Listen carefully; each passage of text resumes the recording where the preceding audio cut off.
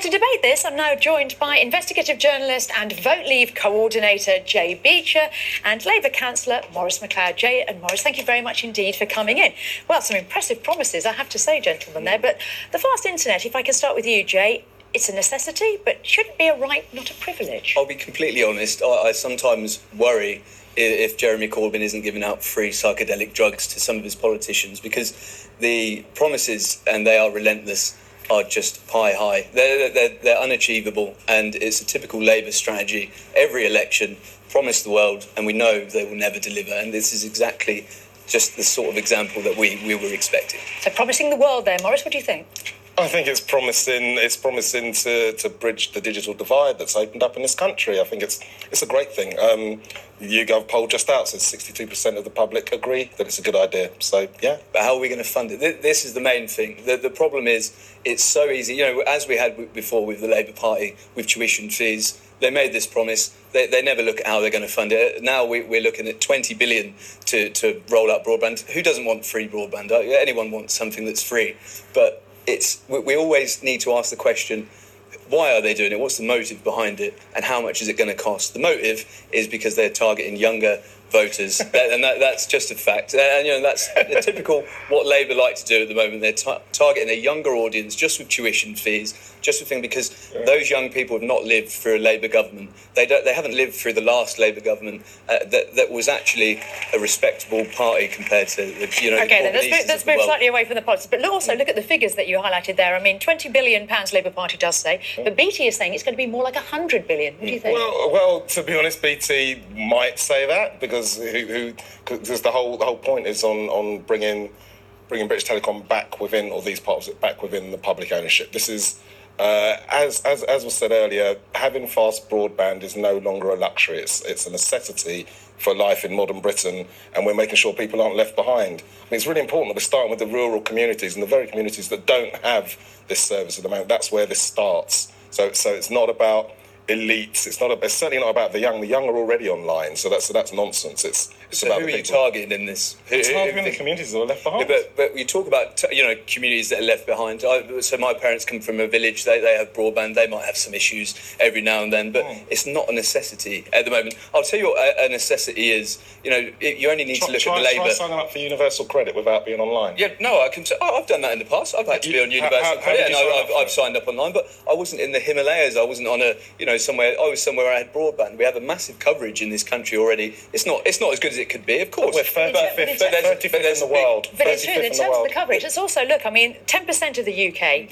has access to the full fibre broadband. That's the point, isn't it? It's the enhanced broadband, compared to, say, 70% of Spain and Portugal. We are lagging behind. 98% of Japan have it. That's how far behind we are. The Conservative Party, and I'm not a Conservative Party voter at the moment, but at least they're looking at it logically in improving that and doing what we're talking about, giving it to those communities. We're not saying it's going to be free. There's logic behind it. We're not leaving it to the Diane Abbotts of the world to come up with these stupid plucking out of the sky. Let's be honest. The people that sit down and make your policies, it's not been fought. But let's also look in terms of the compensation. There will be compensation for the shareholders, won't there? The whole point is that the money is there, and the government bonds. And also, the government is saying that they're going to try. Sorry, the Labour Party is saying that they would try and force Google and others to pay. How are you going to make Google pick up the bill? Pay their tax. I think they should pay their tax. No, they should pay their tax. There is, though, Maurice, that also with big companies like that, they can always then, obviously with Brexit coming up as well, there's that issue as well, they can vote with their feet and go to other countries. So you think Google's going to stop trading in the UK? Is that what you're suggesting? Well, but the whole point is... But this is the argument that we had around Brexit as well. If we leave, then all of these businesses are going to move. But the thing is, if you make the market unfavourable for that company and they can't make a living, or you affect the industry, then of course they're going to move. The problem is the Tory party and other parties look at a problem and they see a solution how they can also accommodate that company. The Labour come in and just think, you're elitist, we need to get rid of you. It's a destruction thing with Labour. But let's also look in terms of the government going forward. This is something that the government are going to take on board. I might point out at this point as well that Google have paid all their taxes. There isn't an issue of tax avoidance here. This is all about policy going forward.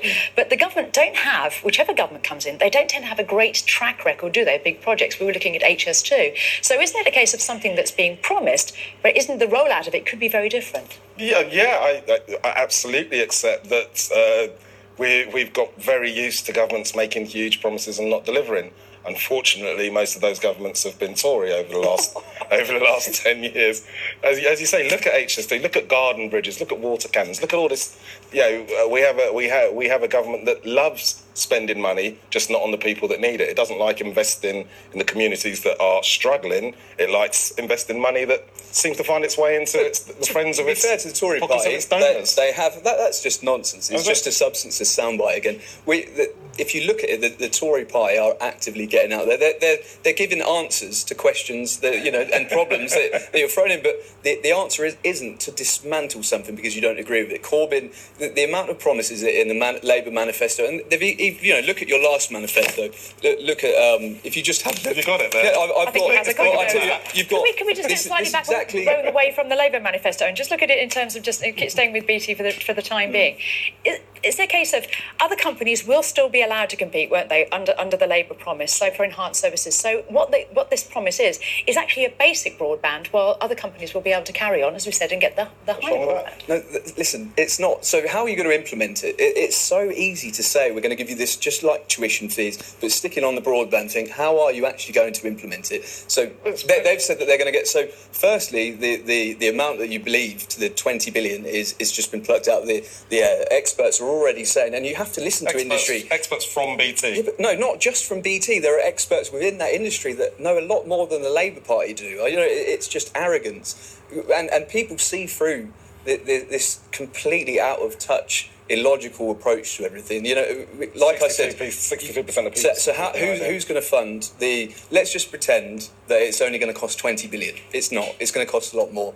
Who's going to fund the 20 billion? And also, how are you going to make on that point as well, with 20 billion, then Morris, do you think at 20 billion to spend on broadband is a priority given all the other policies?